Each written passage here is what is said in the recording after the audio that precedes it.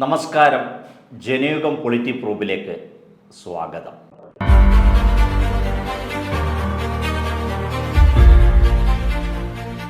രാജ്യത്തിൻ്റെ നട്ടെല്ലായ കാർഷിക മേഖലയോടും കർഷകരോടും കേന്ദ്രം ഭരിക്കുന്ന BJP സർക്കാർ എടുക്കുന്ന സമീപനങ്ങളും നയങ്ങളും ഈ മേഖലയോടുള്ള വെല്ലുവിളിയാണ്. അതിൻ്റെ ഏറ്റവും ഒടുവിലത്തെ ഉദാഹരണമാണ് ഡ്രാഫ്റ്റ് സീഡ്സ് ബിൽസ് 2025. ഇതിൻ്റെ കരട് ബില്ല് പുറത്തു വന്നപ്പോൾ മുതൽ കർഷകരിൽ വലിയ ആശങ്കയാണ് സൃഷ്ടിച്ചിരിക്കുന്നത്.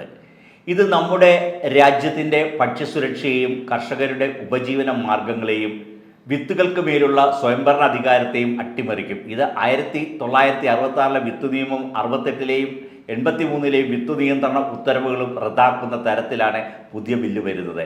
പാരമ്പര്യ വിത്തുകൾ ഒഴികെയുള്ള എല്ലാ വിത്തുകൾക്കും കേന്ദ്രീകൃത രജിസ്ട്രേഷൻ നിർബന്ധമാക്കുക, QR കോഡുകളിലൂടെ ഡിജിറ്റൽ ട്രാക്കിംഗ് നടപ്പാക്കുക, സംസ്ഥാനതല പരിശോധനകളെ മറികടന്ന് വൻകിട കമ്പനികൾക്ക് ദേശീയ വിപണിയിലേക്ക് പ്രവേശനം നൽകുന്ന സെൻട്രൽ അക്രഡിറ്റേഷൻ സംവിധാനം ഏർപ്പെടുത്തുക എന്നിവയാണ് നിർദ്ദിഷ്ട ബില്ലിലെ മറ്റ് വ്യവസ്ഥകൾ. നമ്മുടെ രാജ്യത്തെ കർഷകരിൽ 85%-ലധികം ചെറുകിട നാമമാത്രമായ കർഷകരാണ്. കർഷകർ തങ്ങളുടെ വിളകളിൽ നിന്ന് വിത്തെടുത്ത് സൂക്ഷിക്കുകയും അടുത്ത കൃഷിക്ക് ഉപയോഗിക്കുകയും ചെയ്യുന്നതാണ്. നൂറ്റാണ്ടുകളായിട്ടുള്ള ഒരു രീതിയാണിത്. ചെറുകിട നാമമാത്രമായ കർഷകരെയും അസംഘടിത ഉൽപാദക സമൂഹങ്ങളെയും പ്രതികൂലമായി ബാധിക്കുന്ന വ്യവസ്ഥകളാണ് ബില്ലിലുള്ളതെന്ന് പറയാം.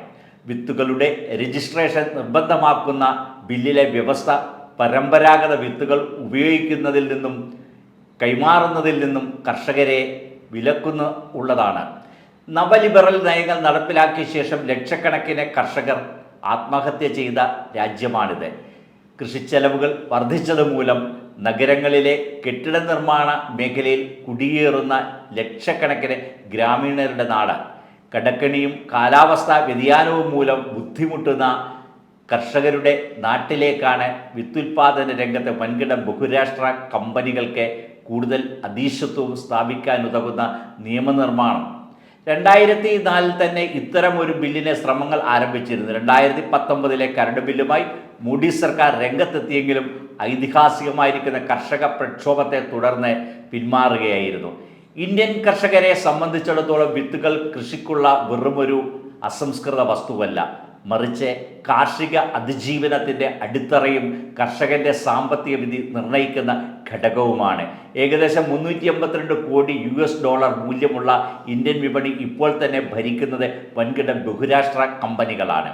അവരിൽ നിന്ന് വിത്തും കീടനാശിനിയും മറ്റ് സാമഗ്രികളും വാങ്ങുന്ന കർഷകർ കൊള്ളവില നൽകേണ്ടി വരുമ്പോൾ ഈ കമ്പനികളുടെ ലാഭം കുതിച്ചുയരും.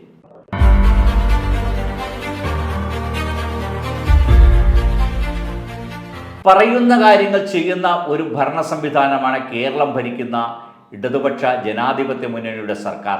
വിഴിഞ്ഞം അന്താരാഷ്ട്ര തുറമുഖം 2ാം ഘട്ടം കമ്മീഷൻ ചെയ്ത് 13 മാസത്തിനകം നവകേരളത്തിൻ്റെ വികസന വിസ്മയമായി മാറിയ തുറമുഖത്തെ ഏഷ്യയിലെ ഏറ്റവും വലിയ ട്രാൻസ്ഷിപ്മെൻറ്റ് ഹബ്ബ് ആക്കാനുള്ള 2ാം ഘട്ട നിർമ്മാണത്തിന് തുടക്കമായിരിക്കുന്നു. ആഗോള സമുദ്രാധിഷ്ഠിത ചരക്കുനീക്കത്തിൽ സുപ്രധാന കണ്ണിയായും ദക്ഷിണേഷ്യയുടെ തന്ത്രപ്രധാനമായ വാണിജ്യ കവാടമായും വിഴിഞ്ഞം മാറി.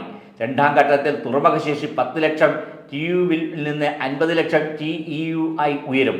ബർത്തിൻ്റെ നീളം 800 മീറ്ററിൽ നിന്ന് 2000 മീറ്ററാക്കും. 3 വൻകിട കപ്പലുകൾക്ക് ഒരേ സമയം ബർത്തിൽ അടുക്കാനാകും. Railway yard, multipurpose berth, liquid terminal, tank pump തുടങ്ങിയ സൗകര്യങ്ങൾ ഒരുക്കും. എല്ലാ കുതന്ത്രങ്ങളെയും കേന്ദ്ര സർക്കാരിൻ്റെ സാമ്പത്തിക ഉപരോധങ്ങളെയും അതിജീവിച്ചാണ് തുറമുഖ നിർമ്മാണം കാലതാമസമില്ലാതെ പൂർത്തിയാക്കാൻ സാധിച്ചത്. രാജ്യത്തിൻ്റെ ചരക്കു ഗതാഗതത്തിന് തന്നെ ഏറ്റവും വലിയ പിന്തുണ നൽകാൻ സാധിക്കുന്ന വിഴിഞ്ഞം തുറമുഖത്തിനോട് കേന്ദ്ര സർക്കാരിൻ്റെ ഭാഗത്തു നിന്നുള്ള സാമ്പത്തിക അവഗണനകൾ തുടരുകയാണ്. തുറമുഖ നിർമ്മാണം ഉൾപ്പെടെയുള്ള അടിസ്ഥാന സൗകര്യ വികസനത്തിന് വയബിലിറ്റി ഗ്യാപ്പ് ഫണ്ട് ഗ്രാൻഡായി നൽകണമെന്നാണ് നിലവിലുള്ള വ്യവസ്ഥ. എന്നാൽ ഇതിന് വിരുദ്ധമായി 817 കോടി രൂപ വായ്പയായി അനുവദിക്കാനാണ് മോഡി സർക്കാർ തീരുമാനിച്ചത്. തൂത്തുക്കുടി പോലെയുള്ള തുറമുഖങ്ങൾക്ക് ഗ്രാൻഡായി നൽകിയ തുക കേരളത്തിന് വായ്പയായി നൽകിയത് രാഷ്ട്രീയ പകപോക്കലായിരുന്നു. സംസ്ഥാന സർക്കാർ ഇതുവരെ 4777.14 കോടി രൂപയാണ് ഈ പദ്ധതിക്കായി നേരിട്ട് മുടക്കിയത്. പദ്ധതിയുടെ സാധ്യത ആദ്യമായി മുന്നോട്ട് വെച്ചത് 1996 EK നായനാർ സർക്കാർ. 2006 VS അച്യുതാനന്ദൻ്റെ സർക്കാർ പദ്ധതിയുമായി മുന്നോട്ട് പോയി. പടുകൂറ്റൻ തുറമുഖം യാഥാർത്ഥ്യമാക്കിയതിന് പിന്നിൽ 2016 അധികാരത്തിൽ വന്ന പിണറായി വിജയൻ്റെ നേതൃത്വത്തിലുള്ള ഇടതുപക്ഷ ജനാധിപത്യ മുന്നണിയുടെ സർക്കാരാണ്. കോവിഡും പ്രളയവും അടക്കമുള്ള പ്രതിസന്ധികളെ നേരിട്ട് പദ്ധതി വേഗത്തിലാക്കി. 2023 ആദ്യ കപ്പലായ ഹെൻഹുവ വിഴിഞ്ഞത്തെത്തി.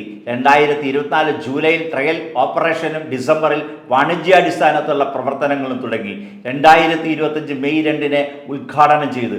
വിവിധ ഘട്ടങ്ങളിലൂടെ 2045 പൂർത്തീകരിക്കേണ്ട പദ്ധതി 17 വർഷം മുമ്പേ 2028 പൂർത്തീകരിക്കാനാണ് സർക്കാർ ലക്ഷ്യമിടുന്നത്.